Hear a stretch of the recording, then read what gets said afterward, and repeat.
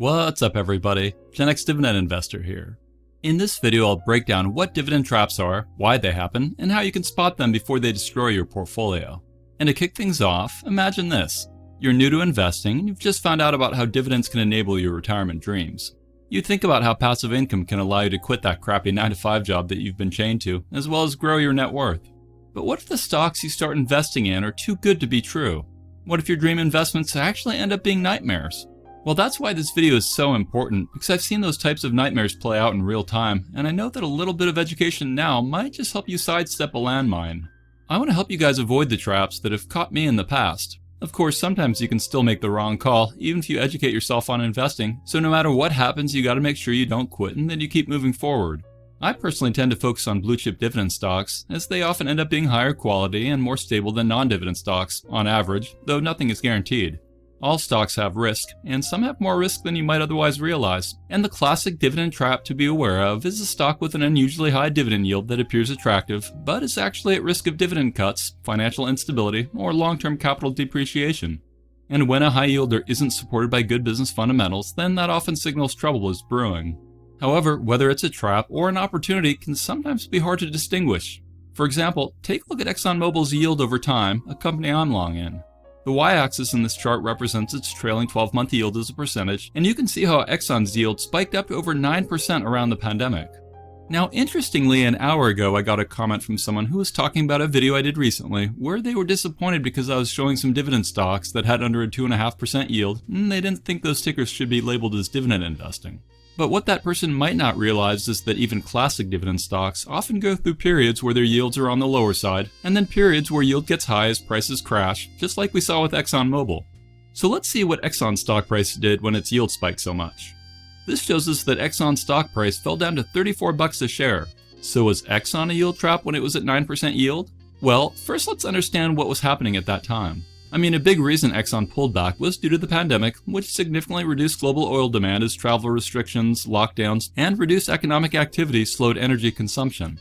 On top of that, we had a price war between Saudi Arabia and Russia that exacerbated the oil market collapse, which further pressured Exxon's revenues. That led them to reporting multiple consecutive quarters of losses in 2020, along with a significant write-down of assets. So the company was struggling to maintain its dividend, which investors had historically valued.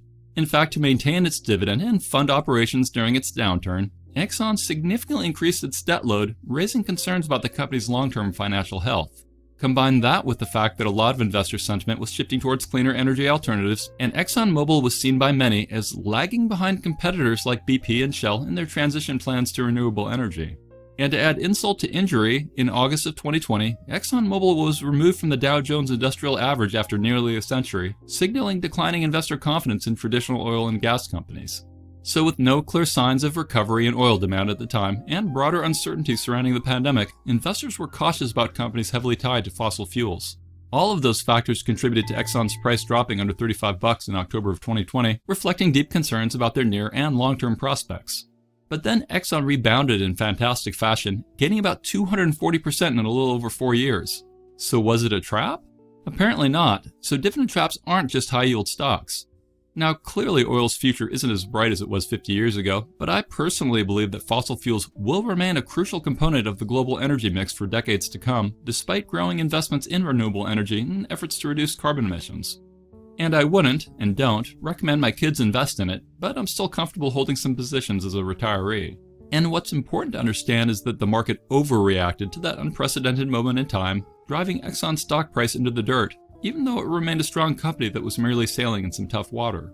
That being said, it's important to understand that oil stocks can be cyclical dividend traps because companies in cyclical industries, including commodities and industrials, tend to pay strong dividends during economic booms, but they also often can struggle in downturns.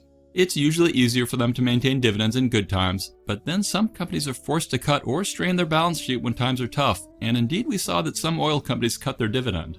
Bottom line, it's important to understand why yield might be high and why it's changed, and use that as you figure out where you think it'll go in the future. The best time to invest in a quality asset is often when the market has overreacted to something, punishing its stock price, which is kind of what happened with Exxon at that time. But you can find examples like that with almost all stocks out there. Like think about Apple in late 2018. In 3 months its stock fell around 35%, and that's when I actually jumped in and bought some. I had been a huge fan of Apple since I was literally a kid, but their stock had been crappy until the iPhone came out, and I sat on the sidelines for too long as it rallied. But I finally got in as many others were running for the hills, and those types of buys have always been tough for me to do. So why was it falling? Well, for a bunch of reasons. Like they had weak iPhone sales, particularly in China. There was an ongoing trade war between the US and China, and Apple relied heavily on Chinese manufacturing and sales. The broader stock market, and particularly the tech sector, experienced a correction at that time as well. The S&P 500 declined by nearly 20% from its October 2018 peak to its December 2018 trough, driven by fears of slowing global growth and geopolitical risks. And Apple announced it would no longer disclose unit sales of iPhones, iPads, and Macs, which raised concerns that sales were stagnating even more than analysts expected, and that also suggested limited growth prospects for Apple's core product. Plus, in late 2018, it became clear that the global smartphone market was reaching saturation, and Apple was struggling to generate growth without significant innovation or new product categories. Combine all that with a strong dollar negatively affecting Apple's international revenue as its products became more expensive in foreign markets, particularly in emerging economies. And the cherry on top of that was adding even more downward pressure to Apple's stock was that the Federal Reserve had been raising interest rates multiple times, prompting concerns for economic growth and ultimately hurting valuations of tech stocks. But then as the market came to terms with all that info, along with the realization that Apple's business fundamentals were still good, especially with Apple seeing more growth in their services and wearable divisions, Apple stock started shooting up. In fact, in 6 years since that time, Apple has gone up over 500%. But remember, for every buyer of a stock, there's someone on the other side that's a seller, and both usually think they're right. Recently, we have one of the world's best investors in Warren Buffett, who's been dumping Apple stock out of Berkshire. In fact, in July of 2023, I showed this infographic about Berkshire's holding at that time, and you can see that they held about $178 billion worth of Apple stock, which was 47% of Berkshire, and they owned almost 6% of all Apple shares out there. But look at Berkshire's portfolio today. Apple is still their top position, but now they own $73 billion worth, down about $100 billion bucks. That leaves Apple as 24% of Berkshire, which means they basically own 2% of all Apple shares. Still, that's an incredible amount. They also own some oil stocks in Chevron, which I'm long in, and Occidental Petroleum. Berkshire also currently holds the most cash that any public company has ever held at $325 billion worth. I'm guessing they're holding that much because of this chart right here. It shows the S&P 500 is at an average PE of around 30. Compare that to the long-term average of 20 to 22-ish, with many thinking the appropriate fair value is 15. Or to say that differently, big blue-chip stocks look quite expensive these days, on average, compared to how they normally have been. So is Buffett and his management team doing the ultimate in market timing and sitting in cash until opportunities show up, perhaps simply to buy back their stock once the next crash happens? I don't know, but it's pretty interesting to watch. Should we take note of his actions and copy him? Well, take note, sure, but I'm not going to copy him, as I've always done fine simply holding through periods even when I thought the market would crash. Yes, that means you need to be able to stomach a 50% or more drop from where your portfolio is right now, but I'm okay doing that.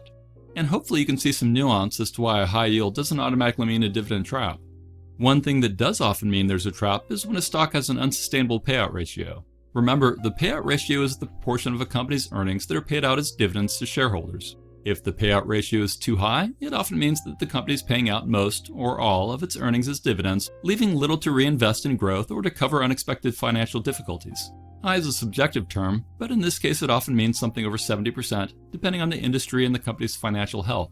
For stable, mature industries, like utilities and telecom and some consumer staples, a 70% payout ratio is not necessarily alarming, as these companies often have predictable cash flows and are expected to return a large portion of earnings to shareholders.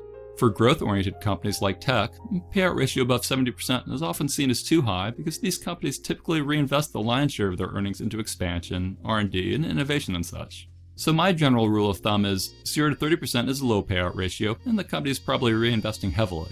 30 to 60 is moderate and is generally a sustainable amount for them. 60 to 80% is often high, but possibly sustainable for mature firms like many tobacco stocks. And 80 plus is usually very high and often a red flag. If a company does consistently pay out over 70% of earnings, investors should check if earnings are stable or declining, and if the company has strong cash reserves, and ultimately you want to analyze if there's a real risk of a future dividend cut. When the ratio is very high, the company may be paying out more in dividends than it earns, which is obviously unsustainable in the long run. Plus, high payouts tend to mean that if earnings decline, the company might truly struggle to maintain dividend payments, leading to potential cuts. But a high payout ratio doesn't automatically mean it's a bad company. Like in that example I just used in ExxonMobil, well, they briefly had a payout ratio over 100% in 2020 due to collapsing oil prices and all that jazz. It even had some negative earnings quarters. ExxonMobil borrowed heavily to maintain its dividend during the pandemic despite its concerns about its financial stability, because management was confident that the downturn was just a momentary blip for them, and they ended up being right. They managed to avoid doing a cut because they believed in their future as well as understood how important the dividend was to their shareholders. An example of a company who had high payout ratios and ended up cutting their divvy is Wells Fargo, whose payout ratio exceeded 100% amid rising loan loss provisions during the pandemic, and they ended up cutting their dividend by 80%. They were having rising credit losses and were facing increased regulatory pressures as the pandemic raged on. General Electric was another company whose payout ratio soared due to decline earnings, high debt, and structural challenges in its power and finance divisions. So they cut their dividend to stay afloat. GE was an example of a dividend growth trap, where many investors focus on its history of increasing dividends, but ignored its slowing earnings and rising debt and such. I mean, GE was once a bellwether dividend stock, having increased its dividend for 32 years before cutting it in 2009 during the financial crisis. Then, after partially recovering and resuming dividend growth, GE once again cut its dividend in 2017 and then significantly reduced it again in 2018 amid financial struggles. They had a slew of issues including debt, and debt can be another potential trap to be aware of. High debt can limit a company's ability to maintain dividends, especially during economic downturns, so checking a company's debt-to-equity ratio and interest coverage ratio and such usually makes sense. Debt can even kill a strong company, so it can be helpful to understand the amount of debt a company has, when their debt matures, the rates they're at, and stuff like that, to gauge if their debt anchor could drag your investment or potential investment into the dirt. A well-known company that was drowning in debt, and that actually still has quite a bit, but at least is going in the right direction, is AT&T. This graph shows their debt over time, and since this was created, I believe they lowered it even more. I'll be happy if I see AT&T get under $100 billion of debt, and that could really warm up investors. AT&T ultimately cut its dividend after increasing it for decades, partly because it had accumulated such huge debt over time, especially due to its acquisition of Time Warner and DirecTV. They also cut it due to their desire to be able to invest more into their core network infrastructure. Plus, they felt they kinda had to cut their divvy since they lost a material amount of revenue when they spun off their Warner Media unit when it merged with Discovery. A competitor to AT&T, Verizon, also has a ton of debt, though it's very important to understand that they both operate in very capital-intensive industries, so having more debt than a normal company is expected by the market. Anyway, looking at debt trends and competitor debt trends is also helpful when you're analyzing your tickers to see what traps they might hold. Now, I mentioned declining earnings as a potential issue which could be a trap, but cash flow trends are also important to dig into. So is earnings more important or is cash flow? And the answer is that it often depends on context and the specific financial analysis being conducted. Earnings, or net income, are a standard measure of profitability and are used in key metrics like EPS and PE ratios. Earnings tend to include all revenues and expenses and often provides nice insights into the company. Of course, for some companies like REITs, then PEs and EPS doesn't make as much sense. A con to earnings is that they're subject to accounting adjustments like depreciation, amortization, and some tax strategies. That unfortunately means it can be manipulated through accounting policies like revenue recognition timing, aggressive expense deferrals, and stuff like that. Compare that to cash flow, which shows actual cash generation, avoiding accounting distortions. Cash flow is often more reliable for assessing liquidity and financial health, and a company with strong cash flows can survive even if earnings fluctuate. But cash flow doesn't always reflect long-term profitability since it excludes non-cash expenses like depreciation. Plus, it's not as standardized as earnings, making comparisons trickier. Generally speaking, I'd say that for short-term financial health and liquidity, cash flow is more important. For long-term profitability and valuation, earnings matter, but investors often adjust for non-cash items. Some investors like free cash flow as it reflects actual cash available for reinvestment or dividends. Plus, for some growth companies, cash flow may lag behind earnings due to high reinvestment, so earnings can be misleading. Bottom line, cash flow is often considered more reliable, while earnings are usually important for valuation, but require deeper analysis to ensure they aren't artificially inflated. Either way, declining earnings or declining cash flow usually can be warning signs that lead to what might be a trap. When companies' metrics are trending down like that, but are maintaining or raising dividends, then they might be borrowing or cutting essential investments to pay their divvies, which is often a sign of trouble. And dividends are often paid from free cash flow, but not necessarily earnings, and if free cash flow is negative or consistently low, dividends may be at risk. So dig into both metrics to gain confidence and avoid traps. Another risk to be aware of is a company that has a history of cutting dividends when times get tough. Now, it could make financial sense for them to do that, but that also means they probably aren't robust enough of a company to be able to persist through tough times. Another risk to look into is a company's management team, as they can be an asset or a risk. Some executives might have a track record of cutting dividends at previous jobs, so watch for that. And if a company has lots of executive turnover, then that's another warning sign that you might be stepping into a trap. Another risk area are value traps, which are stocks or investments that appear attractively priced because they've been trading at low valuation metrics such as PEs, price to cash flow, or price to book value for an extended period of time. A value trap often persuades investors because the trade appears inexpensive relative to historical valuation multiples of the stock, industry peers, or the prevailing market multiple. Investments might be value traps if a company is experiencing financial instability and has little growth potential, leading to low multiples. Maybe the company should reinvest more of their profits into their business, but instead of servicing their dividend, and that itself might be a trap, depending on your investment goals. Another trap to be aware of is if a company is in an industry that is in decline.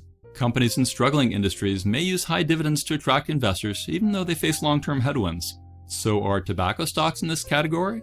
Well, it depends on where you think the future will go. I actually own some, but again, I wouldn't recommend them for people looking for long-term growth. I feel their headwinds are reasonable risks for my needs in my retirement, but that's just me. Another trap that could exist are from certain foreign dividend stocks. These stocks may have high dividends, but can be at risk due to currency devaluation, political instability, or government-imposed dividend cuts. For example, Telecom Argentina offered strong dividends, but suffered from currency devaluation, wiping out investor returns. Another trap some investors make is to hyperfixate on income rather than total returns. Those types of investors also sometimes don't understand where the income is coming from and how sustainable it is. Now, focusing on income over total returns can make sense for some investors, but ignoring how sustainable that income is does not make sense. I actually just did a video answering the question if super high yield ETFs are safe, and I explained how a ticker might be paying you big distributions, but if its NAV is declining or maybe it has destructive return of capital, then it's probably masking underlying problems. Another potential trap to be aware of is when investors put too much reliance on historical performance and not enough on analyzing how the company may do in the future. For example, the best performing stock of all time, based on long-term returns, is widely considered to be Altria, ticker MO, something I'm long in. And from 1968 to the early 2020s, Altria delivered an annualized return of over 20% when dividends were reinvested. That means a $1,000 investment in Altria in 1968 would have grown to well over $6 million by 2010 if you had been dripping your divvies. But do you really think their growth going forward will be anything like their past, given all the changes to public health and awareness and increased regulations? I don't, but maybe I'm wrong, and their newer heat-not-burn products, along with MJ, might all become huge growth vehicles for them, but I doubt their future will burn anywhere near as bright as their past. The same is true for oil stocks and really anything. What really matters is the future, though I still tend to gain some confidence based on past performance. Anyway, hopefully now you can better spot dividend traps by looking at payout ratios and analyzing cash flows and earnings, and by looking for red flags in financial reports like declining revenues or profit margins, increasing debt levels, warnings on earnings calls, weak dividend growth histories, etc. And don't forget to compare your company to its competitors. If the sector it's in or the industry it's in averages low yields and yours is high, then that's probably something to dig into more to understand why. Maybe you did find a diamond in the rough, or more likely, the rest of the market has analyzed things and predicts the company ain't cutting it and has punished the stock price. The market can get things wrong in the short term, but eventually gets it right over the long term. Now, what should you do if you find or suspect a dividend trap in one of the stocks that you already own? Well, I'd reassess your investment thesis at that point. What's the likelihood of something negative happening based on what you see, and what's the probable magnitude of bad things happening if they do occur? Are you diversified across multiple high-quality stocks, or is your position overweighted so much that it could materially hurt you? Maybe you should consider dividend growth stocks over high-yield ones. An example of a company with very high yields that recently came up in discussions with me was Zim Integrated Shipping Services. It's got a crazy high 20% yield right now, and it operates in the volatile shipping industry. In 2024, Zim experienced a substantial surge in profits, largely due to a significant recovery in sea freight prices. This was influenced by geopolitical factors such as turmoil in the Middle East, which increased shipping risks and consequently freight rates. Zim has a policy of distributing 30% of its net income as dividends, which many investors love to see. But the shipping industry is inherently cyclical, with earnings and freight rates subject to the significant fluctuations based on global economic conditions and geopolitical events. For instance, during the pandemic, rates skyrocketed due to container shortages, but subsequently declined as supply chain issues were resolved. Zim's dividend payouts are directly tied to its earnings, which can vary with market conditions. This has led to fluctuations in dividend amounts over time, reflecting the company's performance during different periods. Some people are cool with very volatile dividends, but my guess is that their exceptionally high dividend yield won't be sustainable. But hey, what do I know? I'm guessing that things like tariff disputes between the US and its trading partners, especially China, could all negatively impact shippers. So you gotta be aware of risks that could impact your investment, whether that's litigation issues or whatever it is. Like J&J, a company I'm long in, is going through the ringer due to all their talc lawsuits. Is that a dividend trap? I'm betting no, and J&J is around 4.6% of my portfolio, but obviously I don't know what their future will be. I think that J&J's fundamentals are strong enough that I'll continue to hold it through litigation issues and its other risks. Sometimes traps are a lot more obvious though. Like a few years ago, Tupperware brands had a huge miss on sales and they cut their workforce as their free cash flow fell 6% year over year to around $60 million, which wasn't even close to covering the $140 million needed to pay their dividend. The company took on debt to pay it, but as they couldn't turn things around, they eventually suspended their divvy. Barnes & Noble bookstores is another example of an obvious trap and cut waiting to happen. They struggled to compete with Amazon and they were slow to adapt. They faced multiple consecutive years of declining sales and profits. While they initially paid dividends to attract investors, their payout ratio became unsustainable. At one point, they paid $44 million in dividends while generating only $37 million in cash, creating a classic dividend trap. Additionally, the company faced leadership turmoil, including executive turnover and lawsuits related to workplace misconduct. And sometimes even classically decent dividend companies can fail. Like I sold out of Leggett & Platt before their divvy was cut, but I wouldn't fault anyone for sticking with it, because many people did. Heck, on April 8th of 2022, Motley Fool wrote an article saying that Leggett & Platt was a great stock for income investors, and its dividends should have lots of growth going forward. But then Leggett & Platt cut their dividend by 89%. Leggett's sales had dropped compared to the previous year due to continued weak demand in residential markets. They decided that by reducing their dividend, they could lower their debt faster and improve their financial stability. And they were a dividend king and thus lost their 50-plus consecutive year history of increases. So any company can flounder, and sometimes you'll make the right call and get out, and sometimes you won't. That's the nature of investing in individual dividend stocks, and is partly why I say that broad market ETFs are often an easier and safer way to invest. I've made lots of mistakes and bad calls over the years, but I've also had times where I got lucky and things worked out great. Luck favors the prepared, but sometimes you won't make out okay, and that's investing. Just put on your big girl panties and take the L and keep moving forward when it inevitably happens. A final interesting example of a dividend trap that I'd never heard of but that I learned about in the process of creating this video is when a company has enough cash and is making a profit but still can't legally pay dividends to its shareholders because of a past financial losses recorded on paper, which block the company from distributing profits. Those past losses often come from writing down the value of assets during tough economic times. Even if the company is doing well now, those old losses reduce the retained earnings needed to pay dividends. This can frustrate investors who expect returns and put pressure on management to find a solution. For example, a high-end taxi service in the UK reported a loss for 2024, and despite a rise in its revenues, the company was unable, legally, to pay dividends to its shareholders due to accumulated losses. Another example was B. Riley Financial, who was legally unable to continue paying dividends in 2024 because of financial losses. The company had major investment losses and a growing quarterly deficit, which meant it no longer had enough retained earnings to legally distribute dividends. So in early 2024, it reduced its dividend by half, and by August, it had stopped paying dividends altogether. All that was necessary because it had to follow financial regulations and focus on paying down debt, since paying dividends while having accumulated losses would have violated corporate finance laws. News to me.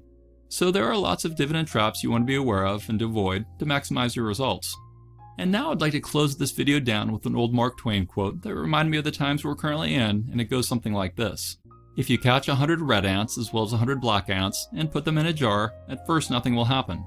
However, if you shake the jar and dump them back on the ground, the ants will fight until they eventually kill each other.